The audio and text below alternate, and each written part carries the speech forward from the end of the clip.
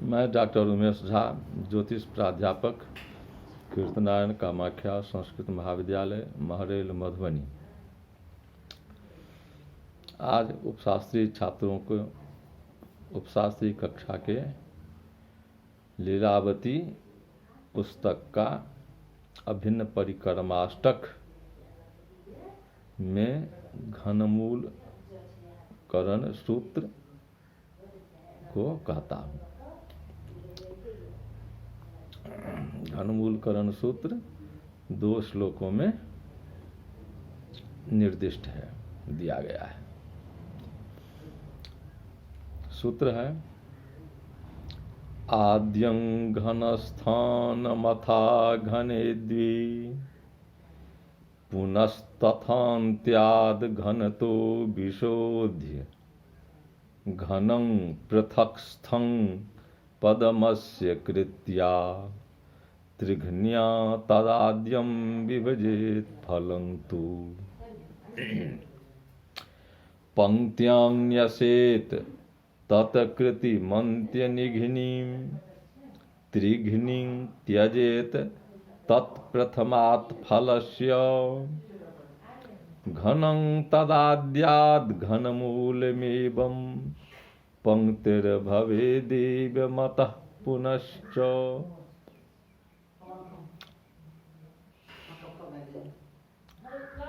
इसमें जस्या संख्याया घनमूलम साधनम कर्तव्यम अभीप्सितम तान संख्योपरि दक्षिणक्रमे दक्षिणतः वामक्रमेण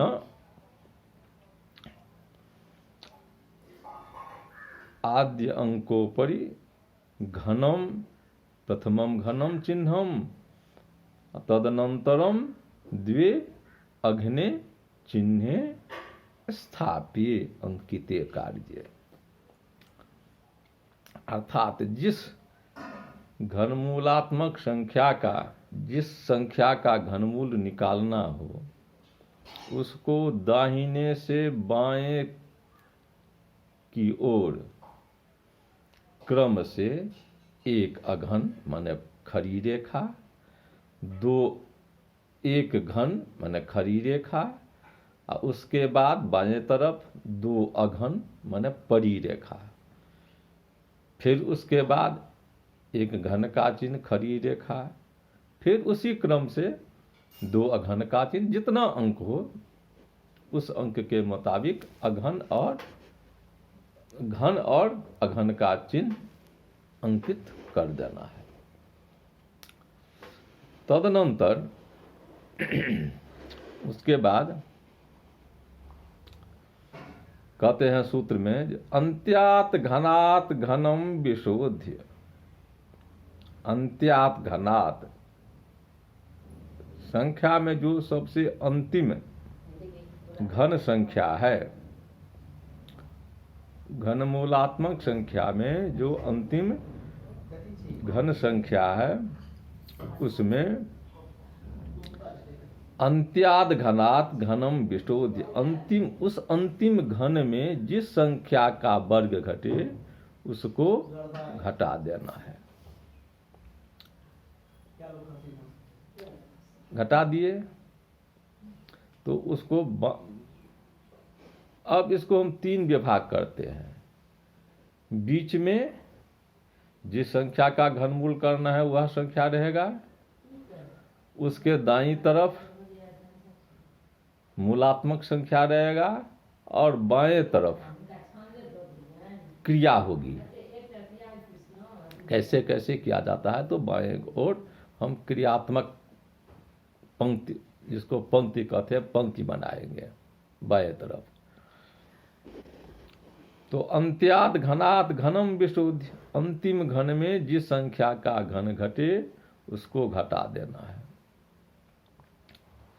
और उसको फिर क्या करना है तो घनम पृथकस्थम कृत्वा पंक्त्याम न्यसेत, उस घन को पृथक माने अलग कर लेते हैं, अलग लिख दिए, अर्थात पंक्ति में रख लिए बाएं तरफ। पुनः पदमस्य कृत्या त्रिघ्न्या कार्यम। पदमस्य मन मूलस्य मूलांकस्य कृत्या मन वर्गः कार्य, वर्ग करके वर्गम कार्यम पुनः तस्मिन् त्रिघ्न्या कार्य त्रिगुणितः कार्य तदा आद्यांकम अग्रिमांकम अघनांकम विभजेत भजेत। अर्थात उस वह मूल वाला अंक जिसका घनमूल निकल जो जिस संख्या का घन मूल घटा है वह मूल वाला अंक को उस अंक को वर्ग कर लेंगे। उस वर्ग को अर्थात मूलांक वर्ग को त्रिघ्न्या 3 से घना मन गुना कर देते हैं। गुना करके अग्रिम अघन संख्या में आद्यांकम अग्रिमांकम अंकम विभजेत भाग देते हैं। अब जितना से भाग लगे उसको हम पंक्तियां माने लब्धम पंक्तियां निषेध उस जितना गुणक भाग लगे उस गुणक को हम पंक्ति में लिख लेंगे। उसको हम पंक्ति में लिख लिए पंक्तियां न्यसेत। तत्कृति फिर उसके वर्ग को अंत्य निघ्निम अंत्य संख्या से गुना कर दे और त्रिघ्नी और 3 से गुना कर देते हैं। तो अंत्य क्या हुआ यहाँ? तो पूर्व जो मूलांक संख्या है अर्थात प्रथम जो मूलांक संख्या होगा उसको हम अंत्य कहेंगे। तो उस अंत्य से गुना कर देंगे और 3 से गुना करके बीच में जो अग्रिम संख्या है शेष संख्या घटाने के बाद उसमें हम घटा देंगे। पुनः फिर फलस्य घनम विधाय फलस्य माने लब्धांकस्य लब्धि संख्याया फल माने लब्धि माने जितना गुणक घटाया गया है भाग दिया गया है जितना गुणक वही लब्धि हुई। तो उस लब्धि को हम घनम विधाय घन कर लेते हैं। आद्य घनात् त्यजेत आद्य घनात् त्यजेत लब्धि को हम घन करके शेष घनांक में अग्रिम शेष घनांक में त्यजेत माने विशोधयेत घटा देते हैं।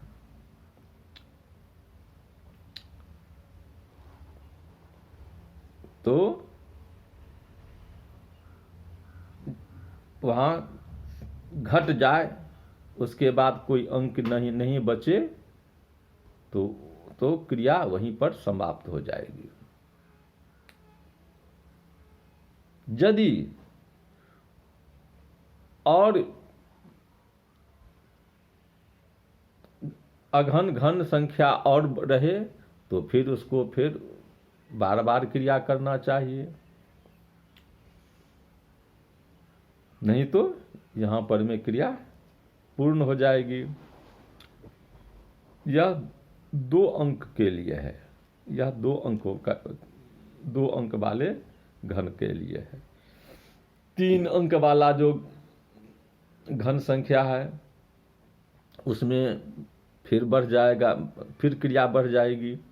फिर उसको हम उधर जो अंतिम मूलांक संख्या 1 है अब उसको हम 2 कर लेंगे। जिस संख्या का वर्ग घटे घन घटे उसको फिर हम घटाते रहेंगे। वो अंत्य संख्या को और 3 संख्या से गुना करते रहेंगे, फिर उसमें भाग देते रहेंगे। अस्तु।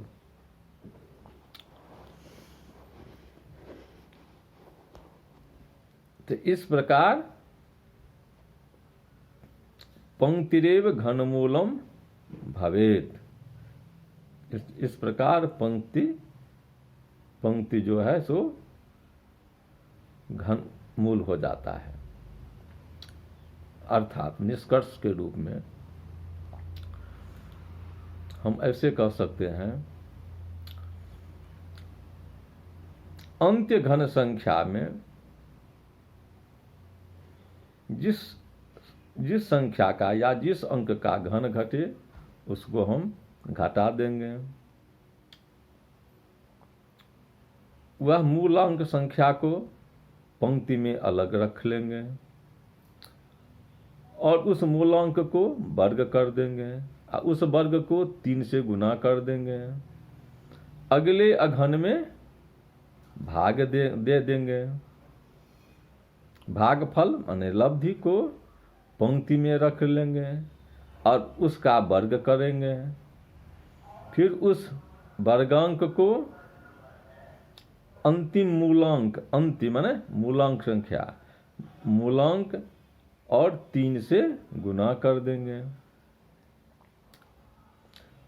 गुना करके अगले अघन में घटा देंगे तथा घटा देंगे, भाग देकर घटाएंगे। तो जो भाग वाला जो लब्धि हुई, भाग देने में जो लब्धि हुई थी, उस लब्धि को घन कर लेंगे और घन करके और फिर अगले घन संख्या में घटा देंगे। तो इस प्रकार पंक्ति का घनमूल हो जाता है। तो आज घनमूल करण विधि अर्थात घनमूल का सूत्र का पाठ हम लोग किए हैं। इसको हम पुनः पढ़ देते हैं। आद्यम घनस्थान मथा घने द्वे घनस्तथान्त्याद् घनतो विशोध्य घनम पृथक्स्थं पदमस्य कृत्या त्रिघ्न्या तदाद्यम विभजेत फलं तु पंक्त्यां न्यसेत तत्कृतिमन्त्य निघ्निं त्रिघ्निं त्यजेत तत्प्रथमात् फलस्य घनं तदाद्याद् घनमूलमेवं पंक्तिर्भवेदेव मतः पुनश्च। यदि और पंक्ति में रहे, यदि और क्रिया रहे तो पुनश्च क्रिया कार्य। दो। अच्छा, अब इसको हम उदाहरण स्वरूप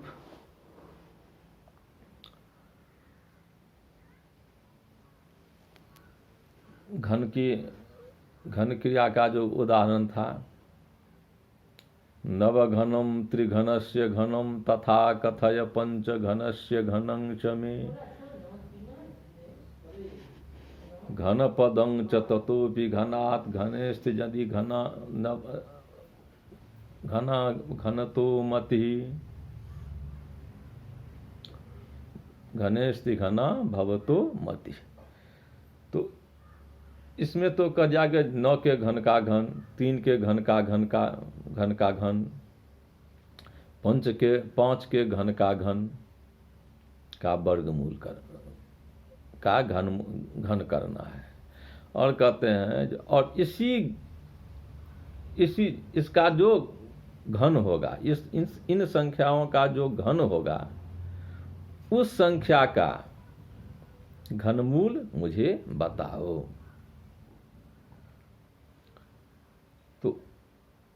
तो वह संख्या दिखला तो वह संख्या क्या है?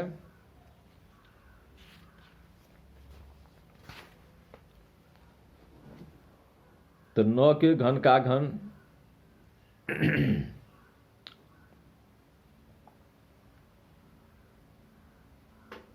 तो 729 है। 3 के घन का घन 27, तो 27 का 19 6 83 हो गया। अब 5 के घन का घन, तो 5 के घन का घन, तो 5 का घन हो गया 125, और फिर उस 125 को फिर हम 125 से गुना करेंगे, तो 19 53 12 5, अर्थात 125 का घन हो गया 19 53 12 5। 27 का घन हो गया 19 6 83। तो अब हम इस उदाहरण को कल हम घनमूल बनावेंगे, घनमूल साधन करेंगे। तो आज का पाठ यहाँ पर में विराम देते हैं, आज के पाठ को हम विराम देते हैं, फिर कल अग्रिम पाठ आरंभ करेंगे। घर में रहो, सुरक्षित रहो।